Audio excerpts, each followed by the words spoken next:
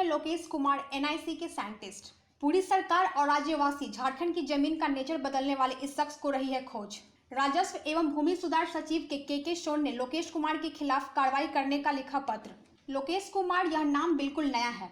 यह शख्स national informatics centre का वैज्ञानिक है। इससे पहले कलाकार आज तक कोई नहीं हुआ है। पहले सुनते थे कि सभी अंचलों के अंचल अधिकारी सीधे लोकेश को खोजते थे। अब पता चला है कि कंप्यूटर से जमीन के दस्तावेज को बदल देना, अंचल अधिकारियों के साथ मिलकर करोड़ों रुपए मूल्य की जमीन की गलत जमाबंदी कर देना, गैर मजरूआ सरकारी जमीन, बेटखेता, मझियस और अन्य जमीन की किस्म बदलकर फर्जी रैयत खड़ा कर देने में इन्हें महारत हासिल है।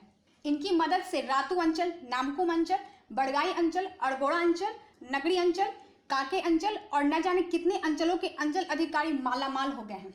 राजधानी के रातू में ही 500 एकड़ जमीन, नामकुम अंचल में 1000 एकड़ जमीन, बड़गाई में 200 एकड़ जमीन, काके में 300 एकड़ जमीन की गलत जमाबंदी कर दी गई। सभी के मास्टरमाइंड लोकेश और संबंधित अंचल अधिकारी हैं। पैसे के खेल में लोकेश ने झाड़ भूमि के सॉफ्टवेयर का बेजा इस्तेमाल किया और अपनी कारीगरी से सबको मालामाल कर दिया। अब सरकार भी सक्रिय हुई है। एनआईसी का राज्य मुख्यालय नेपाल हाउस सचिवालय में है। सीआईडी ने अपनी जांच पूरी कर ली है। इसमें राजधानी के कई इलाकों में जमीन के नेचर में हुए बदलाव को लेकर सवाल खड़े किए गए हैं। पहले तो एनआईसी ने यह कहकर पल्ला झाड़ने की कोशिश की कि सॉफ्टवेयर में कोई गड़बड़ी नहीं है। अब मामला उलझ गया है। एनआईसी के अधिकारी भी इसमें फंसेंगे। लाइव झारखंड ब्रेकिंग के लिए ब्यूरो की रिपोर्ट।